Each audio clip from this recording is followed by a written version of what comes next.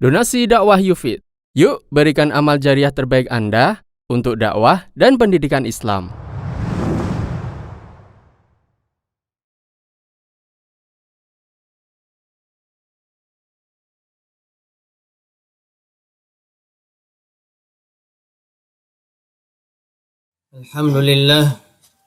Alhamdulillahilladzi hadana lihada wa ma kunna linahtadiya laula an hadanallah.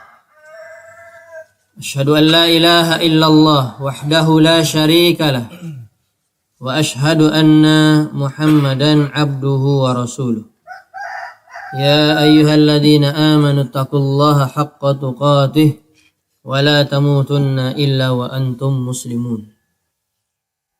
Amma ba'du fa inna asdaqal hadithi kitabullah wa khairul huda hadi Muhammadin sallallahu alaihi wa ala alihi wa sallam. Syarrul umuri muhdatsatuha wa inna kulla muhdatsatin bid'ah wa kulla bid'atin dhalalah wa kulla dhalalatin finnar. Kaum muslimin, kaum muslimat, jamaah salat subuh yang dimuliakan Allah Subhanahu wa taala. Tidak bosan-bosannya kita selalu memanjatkan puja-puji dan syukur kepada Allah Subhanahu wa taala. Bersyukur dan mengakui di dalam hati kita seluruh nikmat itu adalah milik Allah. Fama bikum min ni'matin faminallah. Sehingga Allah Subhanahu wa taala mengingatkan apapun yang kalian dapatkan dari nikmat itu adalah dari Allah Subhanahu wa taala. Dan juga kita mengakui dengan mengucapkan dengan lisan kita dalam seluruh keadaan kita selalu memuji Allah, alhamdulillah. Sehingga dalam riwayat hadis yang sahih dikatakan orang yang banyak berzikir alhamdulillah, banyak mengucapkan pujian kepada Allah, nanti di akhirat dia akan diberikan satu rumah di surga yang dinamakan dengan Baitul Hamdi, rumah pujian. Begitu juga kita bersyukur kepada Allah dengan anggota tubuh kita. Gerakkanlah seluruh anggota tubuh kita, mata kita, tangan kita, kaki kita, mulut kita, dan seluruh anggota tubuh kita untuk mentaati Allah Subhanahu wa ta'ala. Dan kita mengetahui bahwa pada hari kiamat setiap tubuh kita bahkan sampai ke kulit kita akan berbicara. Antakallahu alladhi antaka kulla syai'. Ketika dia memiliki badannya sendiri dan dia dihadapkan kepada Allah Subhanahu wa taala pada hari kiamat. Yukallimuhullah, sebagaimana dalam riwayat hadis yang sahih Allah mengajak dia berbicara. Walaysa bainahu wa bainallah turjuman, tidak ada yang menerjemahkan, tidak ada perlu perantara. Seorang akan dihisab, setiap orang tanpa terkecuali. Dan salah satu yang membuktikan apapun yang dia lakukan itu adalah benar dan tidak bisa dia mengingkarinya, mulutnya ditutup. Dan seluruh anggota tubuhnya berbicara. Matanya akan berbicara apa yang dia lihat di dunia ini sampai dia mati. Saya lihat ini, saya lihat ini, saya lihat. Matanya berbicara. Telinganya akan berbicara, saya mendengar ini sampai dia mati. Kakinya begitu juga berbicara, tangannya, bahkan kulitnya menyentuh siapa. Maka di dalam perbincangan itu mulut juga sempat dibuka mulutnya. Kemudian dia mengatakan, kenapa kamu mengatakan seperti itu? Dia mengatakan, Allah lah yang telah membuat saya berbicara. Jadi tidak ada yang bisa lari dari apa yang dia lakukan di dunia ini. Semuanya akan dihisap sekecil-kecilnya. Tetapi tentunya orang yang beriman akan dihisap secara mudah. Hisaban yasira, dengan hisab yang mudah. Dan orang-orang pelaku maksiat dan orang-orang kafir akan dihisab dengan hisab yang keras, yang membuat mereka celaka. Oleh sebab itu kita bersyukur kepada Allah Subhanahu wa taala dapat menggunakan anggota tubuh kita untuk mentaati Allah. Diawali dengan pagi kita melangkahkan kaki ke masjid. Sebagaimana dalam banyak riwayat hadis yang sahih, keutamaan orang yang ke masjid setiap langkah akan menghapuskan dosa. akan mendapatkan satu pahala, akan diangkatkan satu derajat. Berapa langkah kita? Ya semakin banyak semakin tinggi derajat kita di sisi Allah. Semakin banyak dosa kita yang dihapuskan dan semakin banyak pahala kita. Bukan hanya dihitung pergi, pulang juga dihitung. Dalam riwayat hadis yang sahih. Dan juga Allah SWT memberikan berita gembira melalui lisan Nabi yang mulia SAW bahwa orang-orang yang berjalan di kegelapan malam menuju ke masjid, baik salat isya ataupun salat subuh, akan diberikan cahaya pada hari kiamat. Ketika pada hari kiamat adalah zulumatun ba'duha fawqa ba'din, kegelapan di atas kegelapan. Bukankah kita baru merasakan contoh kecil ketika datangnya gempa, mati listrik, semua gelap? Apa yang Anda rasakan? Tidak ada yang bisa kita lakukan.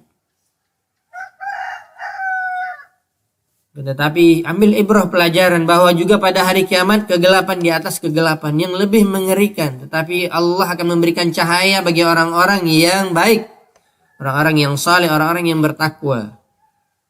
Ketika orang tidak mendapatkan cahaya, harapkanlah kita selalulah kita berdoa kepada Allah di samping kita mengamalkannya tentunya. Ya, selalulah melangkahkan kaki ke masjid, khususnya tentunya sebagaimana yang dianjurkan oleh Nabi kepada kaum laki-laki.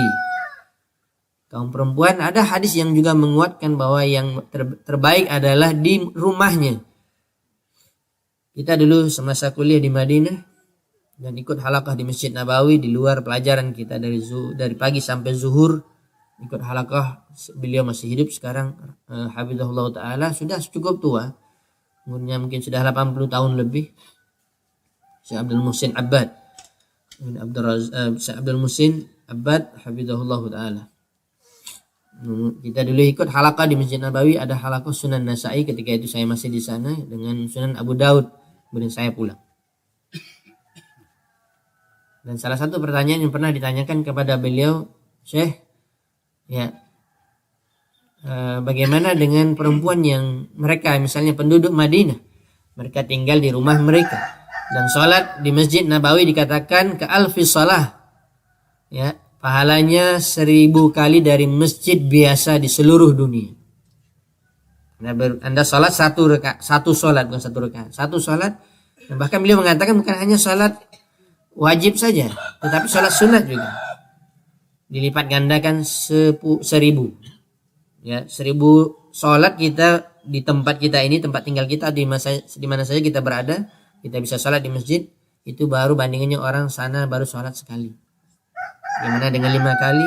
Bagaimana kalau seandainya dia sholat sunat? Dan bagaimana kalau seandainya dia sholat begitu banyak di sana? Maka dengan motivasi ini juga saya mengatakan, dan bagi yang telah sampai ke sana, alhamdulillah, bersyukur kepada Allah. Tinggal kita berdoa kepada Allah supaya amalan kita yang selama di sana diterima oleh Allah. Amin ya rabbal alamin. Bagi yang sudah melaksanakan umrah atau haji, apalagi Masjidil Haram luar biasa, 100.000 kali sholat di sana sekali, 100.000 pahalanya dari tempat yang lain. Itu bertahun-tahun kita sholat begini terus setiap hari, bertahun-tahun, mungkin puluhan tahun orang di sana sekali saja sholat. Bercita-citalah dengan cita-cita yang besar, karena ini kesempatan sebelum Anda mati. Berusaha untuk sampai ke sana, pahalanya besar, luar biasa. Kapan kita ingin menambah lagi amalan kita di dalam catatan amalan kita supaya kita mendapat pahala yang besar? Salah satunya yang terbesar di sana, dengan waktu yang singkat akan memperoleh pahala yang besar. Ketika pertanyaan tersebut, ya, dan Nabi SAW mengatakan, la tamna'u ima Allah masajid Allah, jangan kalian larang perempuan-perempuan untuk ke masjid. Ya, tetapi Nabi SAW mengatakan di akhir hadis, wa buyutuhunna khairul lahun, dan rumah-rumah mereka para wanita lebih baik mereka salat di sana daripada di masjid. Bagaimana dengan hadis ini, wahai Syekh? Kan 1000. Ya. Begitu juga kata Syekh, ketika mereka penduduk Madinah dan mereka tahu hadis ini, mereka salat di rumah, pahalanya lebih dari 1000 bagi perempuan. Jadi Allah SWT memberikan begitu banyak pahala sebenarnya untuk kita. Tinggal kita mengambilnya saja. Apalagi sholat subuh dan sholat isya ini adalah yang paling penting dari sholat yang lain. Walaupun seluruh sholat harus kita lakukan, jangan kita tinggalkan. Dan berbahaya meninggalkan sholat, karena Nabi SAW mengatakan, man taraka shalah faqad kafara, barang siapa meninggalkan sholat dia kufur. Rukun Islam yang kedua setelah 2 kalimat syahadat. Tidak bermanfaat 2 kalimat syahadat kita kalau kita tidak sholat. Tidak bermanfaat puasa Anda kalau Anda tidak sholat. Bahkan haji pun berapa kali umroh sudah pulang tidak sholat, habis semua amalannya. Tidak ada gunanya. Sholat ini paling penting. Ya. Bahkan sholat ini adalah merupakan penolong kita dari mara bahaya. Apa yang Allah firmankan dalam Al-Quran, ya ayyuhalladzina amanu sta'inu bisabri wassalah. Wahai orang-orang yang beriman, mintalah pertolongan kepada Allah dengan sabar dan sholat. Makanya Nabi SAW selalu meminta pertolongan kepada Allah. Sholat dulu beliau terlebih dahulu, baru dia meminta kepada Allah. Nah, kita dianjurkan setiap kita, ya, salah satu doa yang cepat dikabulkan oleh Allah adalah pertama sekali kita melakukan ibadah. Ya, melakukan ibadah itu yang dinamakan tawassul bi a'malis salihah, mengambil perantara amalan soleh kita sebelum kita berdoa, kemudian baru kita berdoa kepada Allah Subhanahu wa taala supaya cepat dikabulkan. Jangan doa saja, ibadah tidak ada. Ini salah. Apalagi di zaman sekarang, kalau sudah kesulitan kita banyak berdoa kepada Allah, sementara amalan ibadah kita mana? Bahkan banyak orang yang berharap ini saya ingin ya Allah, tapi sholat enggak, gimana mau dapat? Bukankah kita membaca firman Allah SWT yang setiap hari kita baca dalam surat Al-Fatihah dan 17 kali kita baca setiap hari pada salat 5 waktu kita mengatakan iyyaka na'budu wa iyyaka nasta'in. Apa artinya? Hanya kepadamu lah kami wahai Allah beribadah dan hanya kepadamu lah wahai Allah kami minta pertolongan. Pertanyaannya, mana yang lebih didahulukan, meminta pertolongan kepada Allah atau kita beribadah dulu? Beribadah, karena diawali iyyaka na'budu dulu. Wa iyyaka nasta'in. Para ulama mengatakan beribadah kamu dulu dengan benar. Dan banyak beribadah kepada Allah baru minta kepada Allah, mudah dikabulkan. Ini enggak minta, pada ibadah malas. Ya, bahkan banyak orang yang minta udah enggak ibadah, maksiat banyak. Gimana mau dapat? Ya, pikirkan oleh kita. Anda minta kepada Allah sementara Anda tidak beribadah kepada Allah. Kita merengek-rengek minta sama orang. Kita enggak baik sama dia, mana mau dikasih. Sama orang tua saja, contoh anak. Kalau anak itu bandel, durhaka, minta sama bapaknya ditempelin sama bapaknya. Pergi kau sana. Urusan mau enak minta. Oh. Ya. Disuruh ini dan itu tidak mau. Allah Subhanahu wa taala sebenarnya masih sayang kepada kita. Masih berikan kita makan, minum, bernapas. Tapi kadang-kadang kita lupa kepada Allah dan kadang-kadang terlalu banyak permintaan kita kepada Allah tapi ibadah kita lemah. Ini yang perlu kita pikirkan. Banyak orang minta pertolongan kepada Allah tapi tidak mendekatkan diri kepada Allah Subhanahu wa taala. Apalagi salat subuh, ya, salat Isya, dan ini dikatakan dalam riwayat hadis bahwa di zaman Nabi SAW diketahui orang yang tidak salat subuh dan tidak salat Isya berjamaah itu orang munafik. Ini laki-laki. Diketahui, lihat. Oh, tidak salat dia subuh dengan Isya di masjid, itu orang munafik. Di zaman kita tidak tahu udah berapa hitungan orang munafik di sensus di daerah masing-masing. Lihat sholat subuh tidak ada masjid, ya, sholat isya tidak ada. Yang ramainya kadang maghrib aja, sholat lain tidak ada. Kadang-kadang perjalanan pun kemana-mana pas sholat zuhur asar nggak berhenti di masjid sholat. Kadang-kadang menunda sholat, kadang-kadang mengakhirkan sholat. Sementara Allah mengatakan fawailul lil musallin. Bukan dikatakan oleh ayatul ladzina yukadzibuna biddin.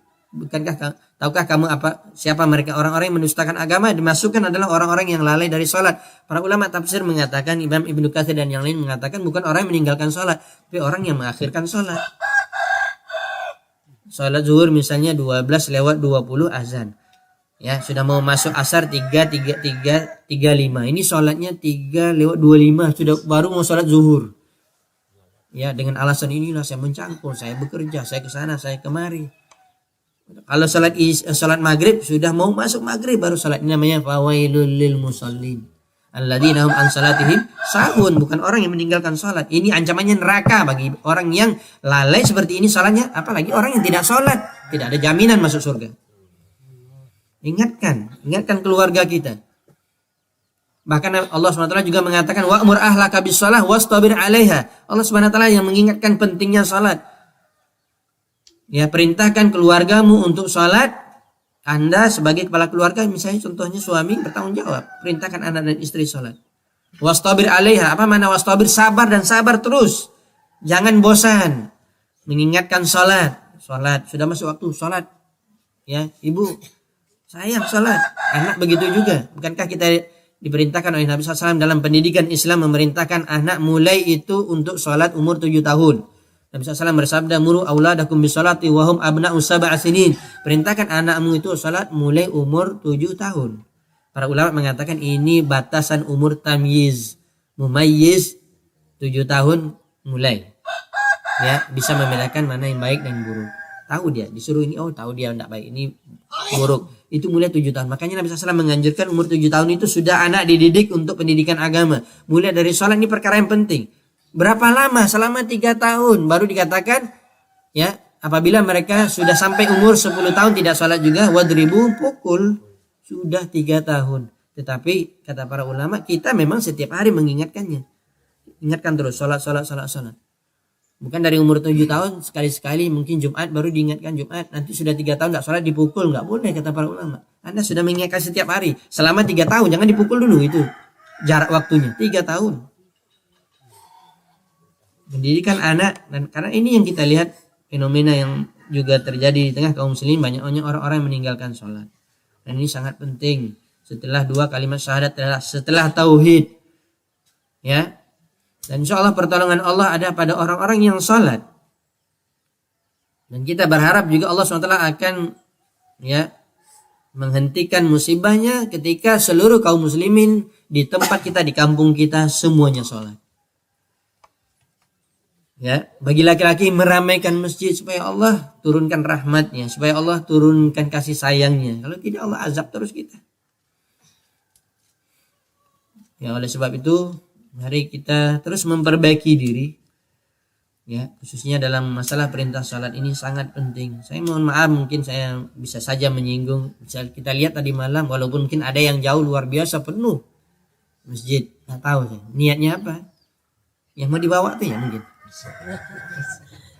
Tapi pas salat subuh, nggak tahu kita niat masing-masing dalam hati. Saya nggak menuduh, ya. Semuanya orang berpergi untuk dunia. Kalau untuk dunia dibagikan itu pun sedikit. Orang berlomba-lomba ke masjid. Sekarang kalau diumumkan misalnya melalui sabda Nabi lah, atau misalnya memang betul terjadi ini, bahwa Bapak kalau Anda sholat ke masjid, ya, 1 kali sholat dapat 27 juta. Siapa yang mau datang? Ini penuh, ini nggak tahu nih. Ini semuanya orang sholat di atas batu itu mungkin. 27 juta, kan 27 derajat dapat. Setiap saat, setiap sholat 5 waktu. Tapi orang berpikir semuanya dunia yang nampak pada dia makan pun jadi beol, habis. Tidak ada yang tersimpan. Itu kadang-kadang bawa penyakit sebagian makanan. Tapi pahala orang nggak mengejar karena nggak nampak. Itulah kita dikatakan al-iman bil ghaib, beriman kepada perkara yang ghaib. Dan itu harus selalu kita tanamkan dalam hati kita. Ya. Mari kita perbaiki selalu diri kita. Dan sesungguhnya Allah SWT akan beri pertolongan, ya, bagi orang-orang yang juga mendekatkan diri kepadanya. Dan itu sudah pasti. Ya, semakin jauh kita dari Allah, semakin jauh kita dari rahmat Allah, semakin jauh kita daripada, ya, kasih sayang Allah. Apabila kita mendekatkan diri kepada Allah, semakin banyak yang Allah akan berikan kepada kita kebaikan di dunia apalagi di akhirat. Maka segeralah kita wasari'u ila maghfirati min rabbikum wa jannah, dan segeralah kata Allah dalam surah Al-Imran, bersegera, jangan ditunda-tunda. Enggak ada istilah besok nanti, enggak ada. Segera kepada keampunan Allah. Allah itu Maha Pengampun. Bertobat kepada Allah, dekatkan diri kepada Allah. Masa yang lalu yang kelam atau dosa jangan terlalu dipikirkan. Masa depan ini yang depan kita jalan sampai kita mati, itu masa depan kita. Yang lalu biar berlalu. Ya, jadikan pelajaran saja, maksiat-maksiat yang kita lakukan kita tinggalkan, dan kita memperbaiki diri kita, dan juga bersegera untuk mendapatkan surga yang luasnya seluas langit dan bumi. Siapa yang tidak mau dapat satu orang masuk surga seluas langit dan bumi? Ini dapat ukuran rumah 10 kali 10 udah besar. Ukuran tanah taruhlah misalnya 100 kali 100, itu udah besar tanahnya buat satu orang. Ini dapat seluas langit dan bumi. Langit Anda tahu nggak batasnya? Nggak tahu. Langit itu 7 tingkat. Satu tingkatnya dikatakan dalam hadis yang sahih 500 tahun perjalanan satu tingkat. Tup 500 tahun perjalanan, 500 tahun perjalanan. 7 kali 5 berapa? 3.500 tahun perjalanan itu untuk satu orang, Pak. Mau enggak? Mau, Pak? Masya Allah. Ini biar aja nih rumah-rumah hancur sebentar, enggak apa-apa, asalkan dapat rumah di surga. Ya, tapi dengan syarat kita beramal. Mendekatkan diri kepada Allah. Dan jangan lupa juga diingatkan tadi malam oleh Ustadz, salah satu amalan yang insya Allah akan membuat orang masuk surga adalah tauhid.